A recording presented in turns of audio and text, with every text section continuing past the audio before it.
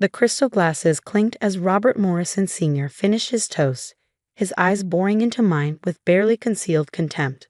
The grand ballroom of the Four Seasons fell silent, 200 guests frozen in collective discomfort as they witnessed my public humiliation.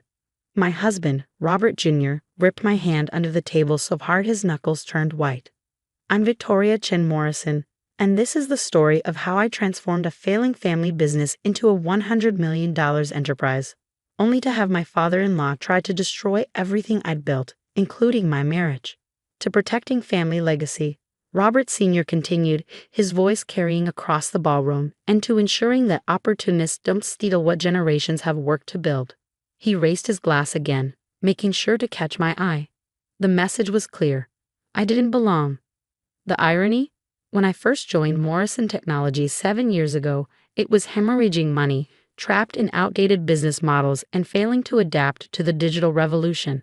The generations of work Robert Sr. spoke about was nearly bankrupt. I took a slow sip of champagne, remembering my first day at the company. I'd just completed my MBA at Stanford, with a background in digital transformation and a track record of turning around struggling tech companies. Robert Jr. and I had been married for 6 months, and despite his father's obvious disapproval, he convinced the board to give me a chance as head of digital strategy. The company needs fresh perspectives, my husband had argued. What he didn't say was that Morrison Technologies was 3 months away from insolvency. The company headquarters back then reflected its status. A dated office building in downtown Seattle, with worn carpet and flickering fluorescent lights. My first meeting with the executive team was telling. 8 men, all in their 50s or 60s, looked at me like I was a lost intern who had wandered into the wrong room. "Miss Chen," Robert Sr. had said, deliberately ignoring my married name, "perhaps you'd like to share your thoughts on our current situation?" I stepped to the whiteboard, armed with market research, competitor analysis, and a detailed transformation strategy. For the next hour, I outlined exactly how Morrison Technologies had fallen behind and, more importantly, how we could leap ahead. Our core business, enterprise software solutions, is solid, I explained, but we're delivering it like it's still 1995. We need to move to a cloud-based subscription model, integrate AI capabilities, and build a mobile-first platform. The room erupted in objections. Our clients won't accept change. The security risks. The implementation costs. I put up my hand, silencing the room. I've already spoken with our top 5 clients. They're all considering switching to our competitors unless we modernize. We have 3 months before we lose them forever. Robert Sr.'s face had turned an interesting shade of purple, but he couldn't argue with the facts. The board approved my plan, though I later learned he had voted against it. Over the next 2 years, I worked 80-hour weeks, rebuilding Morrison Technologies from the ground up. I hired young, talented developers, established an innovation lab, and personally met with every major client to restore their confidence. Robert Jr. supported me completely, working alongside me to transform his family's company. The results spoke for themselves. By the end of the first year, we'd stopped the bleeding. By the end of the second, our revenue had doubled. Our stock price tripled. The old office building was replaced by a modern campus in South Lake Union, complete with a roof garden and innovation center. But success, I learned, can breed resentment. As the company flourished, Robert Sr.'s attitude toward me shifted from dismissive to hostile. Every victory was attributed to the team's hard work, or the Morrison legacy of innovation. Every minor setback was blamed on my aggressive strategies and disrespect for tradition. The whispers started small. I began noticing closed-door meetings I wasn't invited to. Executive assistants who used to report to me started going directly to Robert Sr. Documents I needed for projects were mysteriously delayed. "He's just old school," Robert Jr. would say, trying to keep the peace. Give him time to adjust. But I knew better. I'd seen this pattern before in other family businesses, the old guard feeling threatened, desperately trying to maintain control. What I didn't expect was how personal the attacks would become. It started with subtle digs at charity events. "Victoria comes from such humble beginnings," Robert Sr. would tell donors, as if my middle-class upbringing was a character flaw. Then came the implications about my marriage. "Junior always had a weakness for pretty faces," he'd say at board meetings. dismissing 6 years of marriage and my Stanford MBA in one sentence. I documented everything. Every slight, every undermining comment, every suspicious financial transaction. Because there was something else going on, something beyond mere resentment. In the past 3 months, I'd noticed irregularities in our books. Large consultancy fees to companies that didn't seem to exist, technology purchases that never arrived, development projects with inflated budgets. The numbers didn't add up, and as I dug deeper, I began to understand why Robert Sr. was so desperate to discredit me. Which brings us back to tonight's gala, celebrating Morrison Technologies' 50 years of family leadership. Robert Sr. had insisted on giving the keynote speech, turning what should have been a celebration of the company's success into a thinly veiled attack on me. As he finished his toast, I caught the eye of James Chen, no relation, our newly appointed head of internal audit. He gave me an almost imperceptible nod. Tomorrow morning, the forensic audit team would arrive. Their investigation would take exactly 3 days. I looked around the ballroom, taking in the faces of people who had watched my public humiliation in uncomfortable silence. The board members who had approved Robert Sr.'s decisions without question. The executives who had stepped aside as he systematically tried to push me out. Victoria, my mother-in-law Diana, touched my arm gently. She at least had the grace to look embarrassed by her husband's behavior. Perhaps you should head home. You look tired. I smiled, keeping my voice steady. Actually, I think I'll stay. Tomorrow's going to be a very interesting day at the office. Robert Jr. squeezed my hand again, this time in solidarity. He didn't know the details of what I discovered. I protected him from that knowledge deliberately, but he knew me well enough to recognize when I had a plan. As I watched Robert Sr. holding court with his sycophants, I thought about everything I'd sacrificed for this company. The long hours, the missed vacations, the delayed plans for starting a family. I'd given Morrison Technologies everything I had, turned it from a failing enterprise into a technological powerhouse. Tomorrow, Robert Sr. would learn exactly what that meant. Tomorrow, he would discover that his attempt to destroy me had only ensured his own downfall. Because what he didn't know, what none of them knew, was that I had spent the last 3 months building an ironclad case. Every document, every transaction, every piece of evidence carefully preserved and verified. The forensic audit was just the beginning. I raised my own glass in a quiet toast, hiding my smile behind the crystal rim. In exactly 72 hours, the true story of Morrison Technologies would come to light, and then we'd see who the real opportunist was. The next morning, I arrived at Morrison Technologies at precisely 7:00 a.m. The modern glass building reflected the early Seattle sunrise, its windows still dark except for the top floor. Robert Sr.'s office. He was already there, probably wondering why he received an urgent email about an unscheduled board meeting at 9:00 a.m. I stepped into my office on the executive floor, noting how my nameplate had been removed from the door sometime during last night's gala. A petty move, but telling. On my desk sat a formal letter, likely another attempt to marginalize my role. I didn't bother opening it. Instead, I opened my laptop and sent a pre-prepared email to the entire executive team. Mandatory emergency meeting, Boardroom A, 9:00 a.m. External auditors present. Attendance required. At 8:15, James Chen arrived with his team from internal audit, accompanied by representatives from Deloitte. I'd worked with James for 6 months, ever since I first noticed the financial irregularities. He was meticulous, discreet, and most importantly, incorruptible.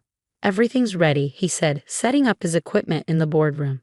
The evidence is substantial. I nodded, thinking about the 3 months of careful investigation that had led to this moment, and the external verification. Complete. The forensic accountants have confirmed every transaction. By 8:45, executives begin filtering into the boardroom, their faces showing varying degrees of confusion and concern. Robert Sr. arrived last, at precisely 9:00 a.m., his expression darkening when he saw the auditors. "What is the meaning of this?" he demanded, remaining standing as others took their seats. "I wasn't informed of any audit." "Please sit down, Robert," I said calmly, using his first name intentionally. "The board will want to hear this." "The board?" he scoffed. "I am the board chairman, and I did not authorize." "Actually," James interrupted, sliding a document across the table, This audit was authorized under Section 7.2 of the corporate bylaws, triggered by suspicious financial activities flagged by our monitoring systems. The color drained from Robert Sr.'s face as he finally sat down. Robert Jr., seated beside me, looked confused but resolute. I protected him from this knowledge, knowing his position would be stronger if he was clearly uninvolved. Over the past 3 years, James began, pulling up the first slide. We've detected a pattern of irregular financial transactions totaling approximately $42 million. The room erupted in murmurs. James continued, his presentation methodical and damning. These transactions were disguised as consulting fees, technology purchases, and development projects. However, when we traced them, he clicked to the next slide, showing a complex web of shell companies and offshore accounts. Every single transaction led back to entities controlled by Robert Morrison Sr. and his private holding company, Morrison Heritage LLC. Robert Sr. jumped to his feet. This is absurd.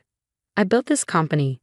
Actually, I cut in, standing slowly. Let's talk about who built what. I nodded to James, who switched to my presentation. 7 years ago, Morrison Technologies was 3 months from bankruptcy. Our stock was trading at $3.42. Our major clients were leaving. Our technology was outdated. I clicked through slides showing the company's transformation. Today, we're worth $100 million.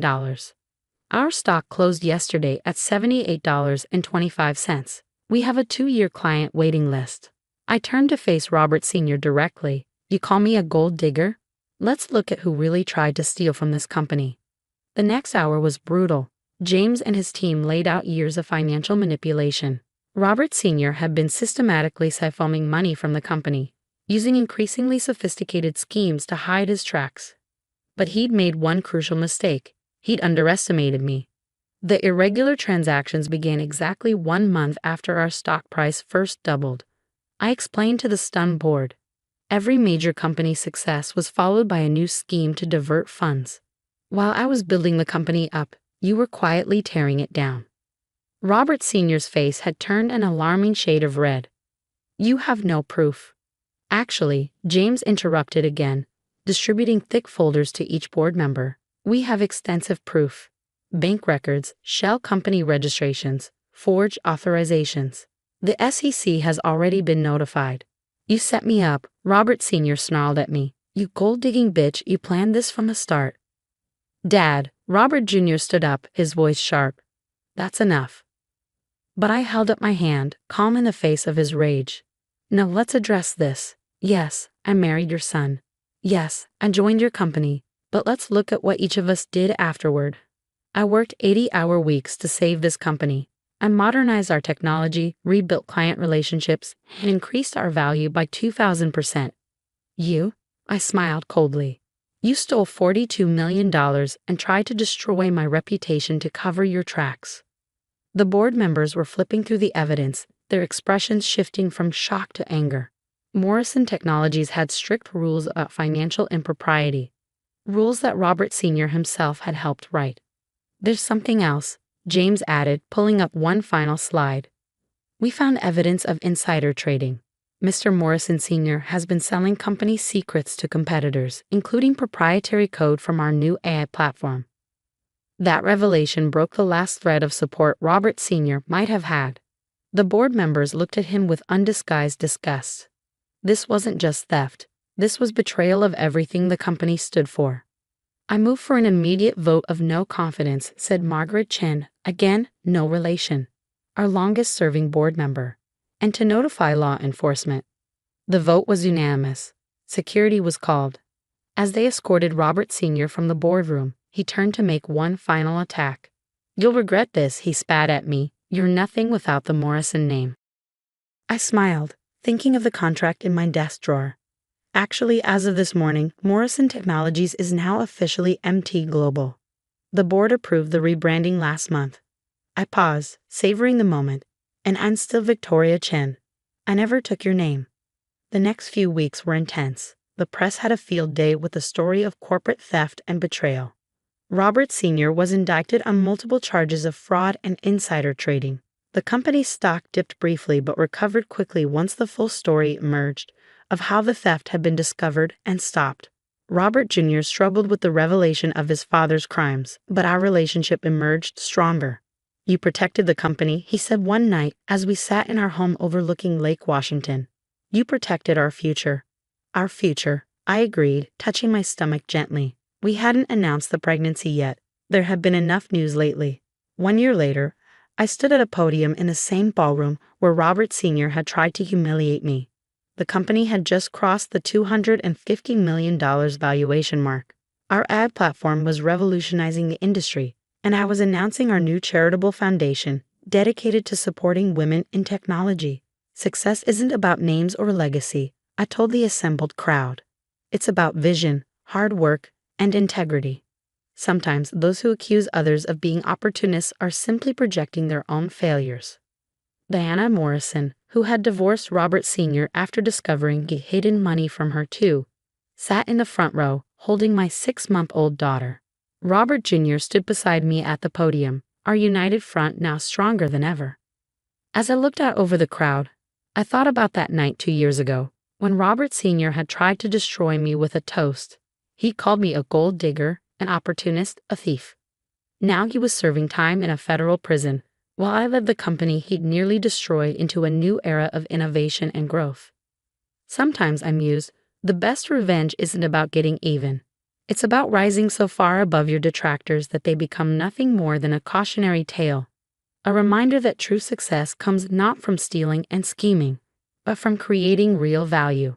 And as I raised my glass for a toast of my own, I smiled at the thought that somewhere, in a federal prison cell, Robert Sr. might be reading about MT Global's latest success in the financial papers, about the company that had flourished not because of his name, but despite it. "To the future," I said, my voice carrying across the silent room, "and to building something that lasts."